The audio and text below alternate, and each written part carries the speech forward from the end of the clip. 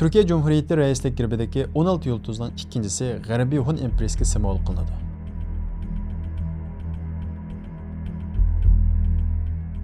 G'arbiy Hun imperiyasi hukmdorlarniki bo'linish sababli qurilgan Buyuk Hun imperiyasining davomi hisoblanadi. Hunlar tarixida birinchi mashhur ism bo'lsa Mataxon, ikkinchi mashhur ism bo'lsa Chichi Yabg'u deb atalgan Qutiosh. Chichi Yabg'uninki Hunlar tarixida ikkinchi mashhur ism bo'lishining sababi shuki, u qarindoshi Qo'g'osharning Xitoyning ostida mavjudligini saqlash taklifini keskin rad qilgan mustaqillik ruhidir. Biz ilgari qismda so'zlab o'tganimizdek, Hunlar milodidan burungi 60-yilga kelgan vaqtida taxt kurashiga kirib qoladi.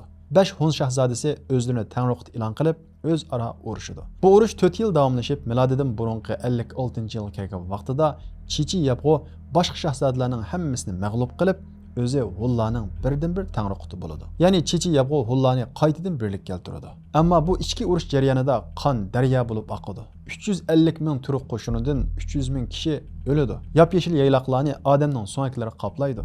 Bo'rlar jasad ustida hovlashga boshlaydi. Uning ustiga shu yili qahatchilik yuz beradi. Hunlarning mavjudligi nihoyat og'ir xavf ostida qoladi. Hunlar qurultay ochadi. Mavjudligimizni qanday saqlaymiz deb bu haqda kengash olib boradi. Chichi Yabg'uning inisi Qo'g'oshar bo'lsa, Xitoylarning ostiga himoyasiga kirib, mavjudligimizni saqlaylik deydi. Qo'g'oshar ba'zi tarix manbalarida birinchi Xo'xani deb ataladi. Chichi Yabg'u inisi Xo'xanining, ya'ni Qo'g'osharning bu taklifini keskin rad qiladi va uningga tuandagi tarixiy javobni beradi. Hunlarning hukmronligi bizga shuni aytadiki, hukmronlik bo'lsa kuch va mavjudlikdir. Hunlar at ustida qilich o'yinib davlat qurgan bir millat. Jang qilib o'lish Hunlarning eng chong alohidligi.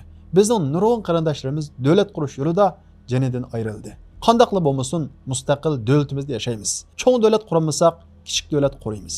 Avlodlarimiz bu davlatga hukmdorlik qilib, davlatni kengaytirdi. Ammo biz bu hukmdorlik o'rnidan tushib mahkum bo'lsak, ya'ni Xitoylarning ostiga kirsak, ikkinchi qatim hukmdorlik o'rniga qandaq chiqamiz? Chichi Yabg'uning bu keskin so'zlariga inis Qo'g'oshar, ya'ni Xo'xani qat'iy qo'shilmaydi. Shunda qilib bu akuka mana shundaq da'talashga tushadi.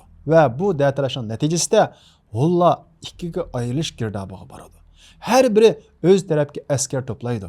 Xo'xani ismli bu Qo'g'oshar Xitoylardan o'zining qarindoshi aksiga qarshi yordam so'raydi. Shundaqla o'ziga yordam qilib, aksini mag'lub qilib bersa, Xitoylarga biqindiganligini aytadi. Chichi Yabg'u bo'lsa, Qirg'iz va Uyg'urlarni o'zining yoniga tortadi va g'arb qarab kengaydi. Talas daryosi bo'ylarini o'zining markazi qiladi. Qarindoshi Xo'xani Qo'g'oshar bo'lsa, Xitoyning yordamida aksi Chichi Yabg'uga urush ochadi. Bu urushda Chichi Yabg'u mag'lub bo'lib, G'arbiy Turkiston taraf qarab ko'chadi va shu yerda o'zining mustaqilligini kichik bo'lsa-mu davom qiladi. Qo'g'oshar bo'lsa Xitoylarga beqinadi. Xitoylar bo'lsa Qo'g'osharni Hunlarning qo'rchoq Tangriqut qiladi. Milodidan burungi 36-yil kelgan vaqtida Chichi Yabg'u bir oz kuchlanishga boshlaydi. Buningdan tahdid his qilgan Xitoylar uning qarshi urush ochib, uni, ya'ni Chichi Yabg'u va shuning ergashgan mustaqillik ruhi va Hunlarni butunlay yo'qotmoqchi bo'ladi. Xitoylar Chichi Yabg'uga qarshi 70 ming kishilik qo'shin hazırlaydi va bu 70 ming kishilik qo'shinni ikki yo'nalish bo'yicha Talas daryosi bo'yida uchirishga o'rinlashtiradi. Birinchi yo'nalish bo'lsa Aqsu Uchturpandan Qarqulga o'tib, Talas daryo bo'yiga o'tish edi. Ikkinchi yo'nalish bo'lsa Qashqardan Farg'onaga o'tib, u yerdan Talas daryo bo'yiga o'tish edi. Xitoylarning plani bo'yicha bu qo'shin ikki yo'nalish bo'yicha Talas daryosining bo'yiga keladi. Afsuski bu qo'shindagi ko'p sonli kishilar bo'lsa, ana shu Qo'g'oshar, ya'ni Xo'xanining qo'shinlari edi. Ya'ni Qo'g'oshar Xitoylarning qashida aksiga qarshi o'rin olgan edi. Bu ikki qo'shin shiddatli urushdi. Bu urushda Chichi Yabg'u va uning qo'shini mag'lub bo'ladi. Chichi Yabg'u ozg'ini qo'shini bilan saroyga chekinadi. Sarayda Chichi Yabg'udan boshqa 1518 qo'shin bor edi. Bu 1518 qo'shin 70 ming kishilik Xitoy qo'shini va Qo'g'oshar qo'shiniga qarshi nihoyat shiddatli mudofaada turdi. Va shundaqla hammasi mustaqillik ruhidan voz kechmay, Xitoyga biqinishni rad qilib, hammasi janidan ayriladi.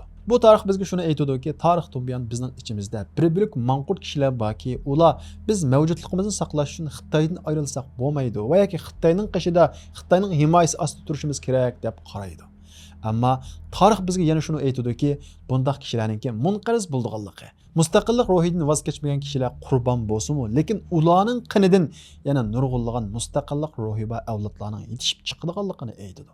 Masalan, Chichi Yabg'u va uning qo'shini mustaqillik ruhidan voz kechmay, Xitoyning himoyasi ostiga kirishni rad qilib, milodidan burun 36-yili hammasi bir-birlab o'ladi.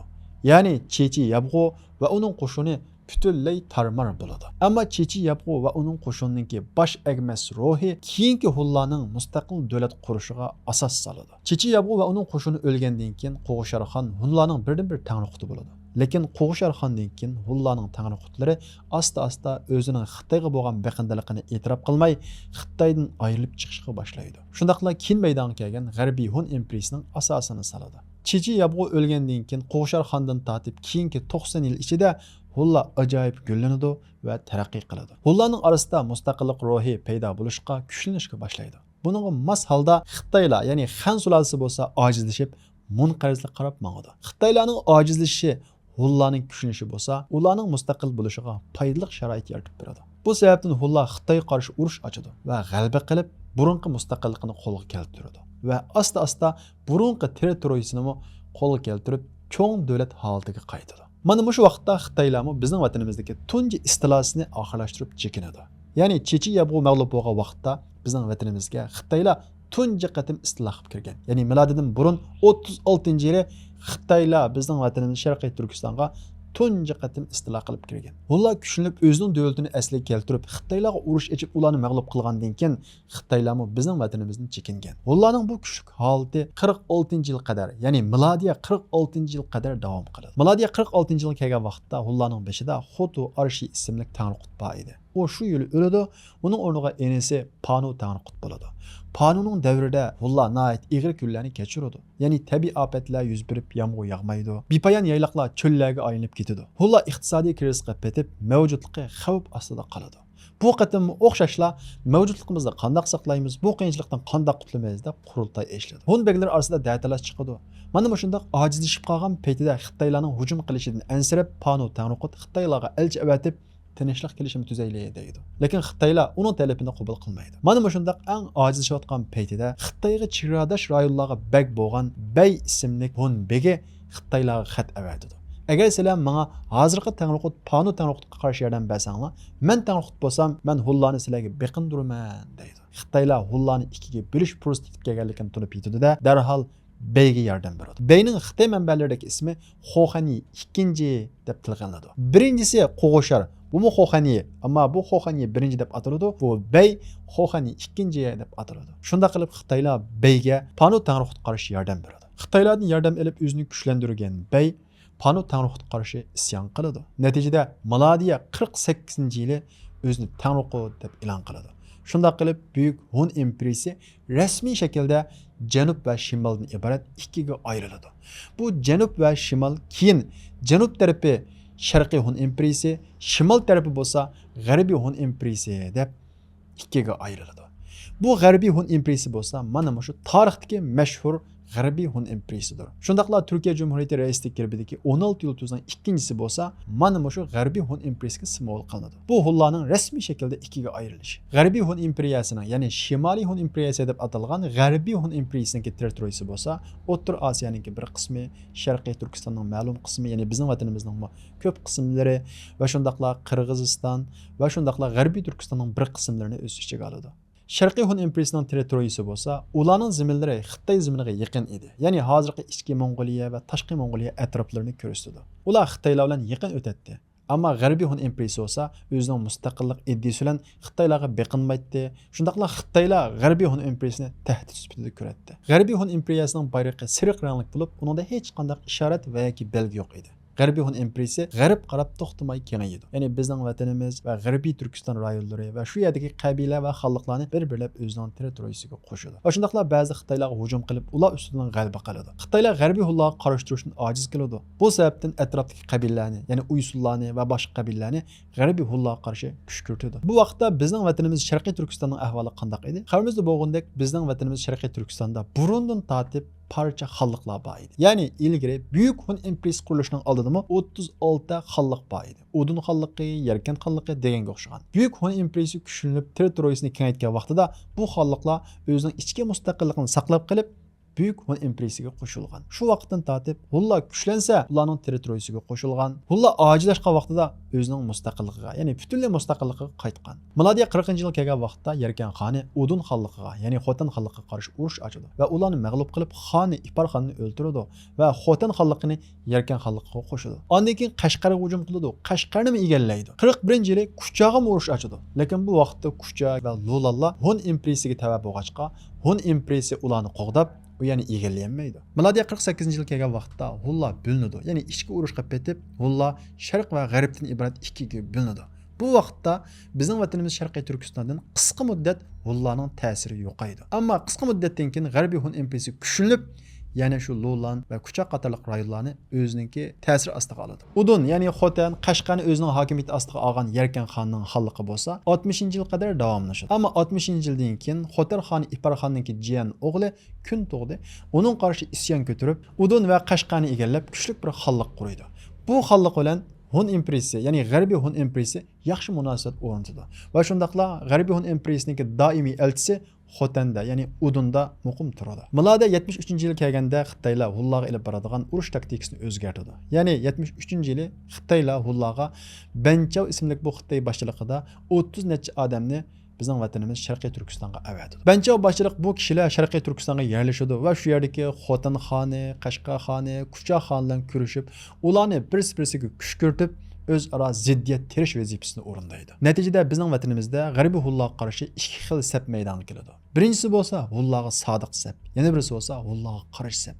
Masalan, Qashqar, Udun, Yarkan xonlari Hunlarga qarshi sapda turadi. Ammo qarshi shahar Kucha xonliklari bo'lsa Hunlarga sodiq holatda qolib qoladi. Hunlarga sodiq xonlar bilan Hunlarga qarshi xonlar o'zaro urushadi. Xitoylar Tarim vodisidagi xonlarni ana shunday ichki urushga silib bo'lgandan keyin Hun imperiyasiga, ya'ni G'arbiy Hun imperiyasiga 4 tarafdan hujum qiladi. Bu 4 tarafdan hujum qilgan 4 qo'shinning ichidagi eng muhim qo'shin bo'lsa Dokoning qo'shini edi. Bu Dokoning qo'shini Tang tog'laridan o'tib Qumulni tortib oladi. Ondan keyin hozirgi Sharqiy Turkiston va G'arbiy Turkistonning bir qism rayonlarini egallaydi va shundaqla Yipak yo'lini qo'lga olib oladi. U vaqtga nisbatan Yipak yo'li intayin muhim kirim manbasi edi. Eng echinishli bu qatimki Xitoylarning qo'shini ichidagi ko'p sonliq askar yana shu Sharqiy Hun imperiyasining qo'shinlari edi. Sharqiy Hun imperiyasi Xitoylar bilan apaq-chapaq bo'lib G'arbiy Hun imperiyasiga qarshi urush qilgan. Bu urushdagi mag'lubiyat G'arbiy Hunlarning ojizlashiga sabab bo'lgan bo'lsa, Xitoylarning kuchlanishiga sabab bo'ladi. Milodiy 83-yil kelgan vaqtda G'arbiy Hun davlati Tangriquti Panu Tangriqut o'ladi. Uning o'rniga o'g'li Sanmulu Tangriqut bo'ladi.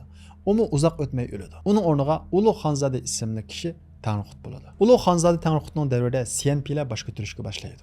Sianpilar bo'lsa, bu Tonguslarning bir tarmoqi edi. Tonguslar bo'lsa Mo'ng'ullarning ajdodi edi. Ya'ni bu nuqtadan Sianpilar Mo'ng'ullarning ajdodi. Sianpilar burundan tortib, ya'ni milodidan burungi 209-yildan tortib Hunlarninki ostida, ya'ni Hunlarning himoyasi ostida yashab kelgan. Ta Hunlar milodiy 48-yili ikkiga ayrilgan qadar ularning himoyasi ostida yashagan. Bunlar ikkiga ayrilgandan keyin ular Xitoylarning kuch ko'rsatishi va yordam berishi bilan ularga qarshi isyon ko'tarib, kichik bo'lsa-mu o'zining mustaqilligini qo'lga keltirib olgan. Amaliyotda bu Xitoylarning yordami bilan qo'lga kelgan. Sianpilar tadrijiy cho'ngib 85-yil kelgan vaqtda Xan sulolasi, ya'ni Xitoylar qarshi tahdid bo'lgandek holga kelgan. 85-yil kelgan vaqtda Sianpilar G'arbiy Hun imperiyasiga hujum qilib, ularningki Mong'oliya tarafdagi zaminlarini egallab oladi. Ya'ni ularni Mong'oliya tarafdan chekindiradi. 87-yil kelgan vaqtda G'arbiy Hun imperiyasi bilan Sianpilar o'rtasida cho'ng urush bo'ladi. Bu urushda G'arbiy Hun imperiyasi mag'lub bo'ladi va shundaqla Tangriquti asirga tushadi. Sianpilar asirga tushgan Ulug' Xonzoda Tangriqutning tirisini ta'tirsib o'ltiradi. Buning sababi bo'lsa, ilgari Mataxon Sianpilarni bo'ysundirish yo'lida ularning mozorlarini tuzlab o'tgan edi. Buni tarixdan buyon ular o'zi o'ch adovat sifatida saqlab kelgan. Mana mushu o'ch adovatni yuyish yuzidan Sianpilar Ulug' Xonzoda Tangriqutning tirisini ta'tirsib o'ltirib o'tadi. Sianpilar Ulug' Xonzoda Tangriqutni ana shunday vahshiylarcha o'ltirib o'tgandan keyin Hunlarning markazigacha besib kiradi. 600 ming Hun xalqi Sianpilarga taslim bo'ladi. Shundaqla Hunlarning zaminini egallab, shu rayondagi eng kuchli davlat bo'lgan G'arbiy Hun imperiyasining o'rnini Sianpilar davlati, ya'ni Sianpilar xonligi egallaydi. Keyin bular texmi kuchlanib, mashhur qo'mondoni Tanshuxi boshchiligida milodiy 147-yili o'zining kuchli bo'lgan Senpila imperiyasini quruydi. G'arbiy Hun imperiyasi 70-yildan tortib ta 127-yilga qadar Senpila va Xitoylarga qarshi o'zining mavjudligini saqlash uchun O'rta Osiyo va uning atrofidagi rayonlarda to'xtamay mustaqillik ko'rishini qilgan bo'lsa-mu, lekin keyin Senpilaning kuchlanishi natijasida G'arbiy Hun imperiyasi rasmiy yiqiladi. Ya'ni G'arbiy Hun imperiyasini asosliq yiqituvchilar bo'lsa Senpila. G'arbiy Hun imperiyasi yiqilgandan keyin u yerdagi Hunlar Urxun daryosi bo'yiga ko'chib, u yerdagi qirg'iz va qozoqlarga qo'shiladi.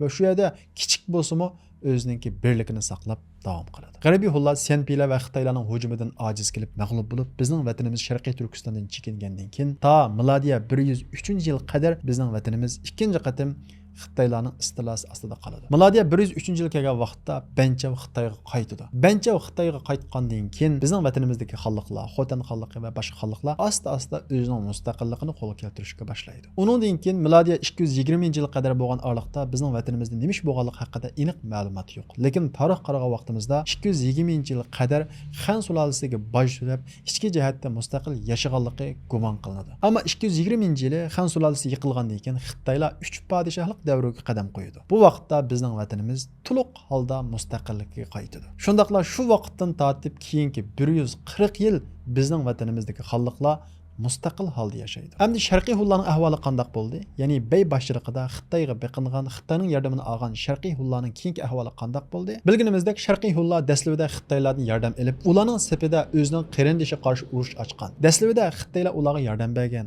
ularni ishlatgan. Ammo keyin, ya'ni milodiya 140-yil kelgan vaqtida Sharqiy Hunlar bilan Xitoylarning munosabati buzilishi qarab mangan. Xitoylarmi Sharqiy Hunlarni yo'qotish siyosatini olib borgan, har xil shaklda ularga urush ochgan, ularni mag'lub qilgan. Keyin milodiya 216-yil kelgan vaqtda, ya'ni Savsavning davri kelgan vaqtda Savsav Sharqiy Hunlarni yo'qotish uchun planliq siyosat tuzgan va shu siyosat bo'yicha Sharqiy Hunlarni milodiya 216-yili tel tüks yo'qotgan. G'arbiy Hun imperiyasi Xitoyga beqinmaslik va mustaqillik ruhi bilan tariximizdagi ikkinchi turk davlati hisoblandi. Ammo Sharqiy Hunlar bo'lsa tarixiy xiyonat va jinoyat yo'liga minib, o'zini tarix sahifasidan ismi tilga ilmaydigan shaklda yo'q qilgan. G'arbiy Hun imperiyasi qilgan bo'lsa-mu, lekin G'arbiy Hun imperiyasidagi Hunlar bo'lsa, asta-asta birlik hosil qilgan va shundaqla keyin Idil daryosi va Kavkaz rayonlariga ko'chib borgan. 4-asrning o'ttirib kelgan vaqtida Xozar daryosi va Kavkaz rayonlarining atrofiga ega bo'lgan. Vaqtning o'tishi bilan keyin tariximizdagi 3-turk davlati bo'lgan Yevropa Hun imperiyasining asosini solgan. Yevropa Hun imperiyasi kimlar tomonidan qachon qurilgan? Biz bu haqda keyin qismda so'zlaymiz. Sultan bulup han ötken Uygurum sen canda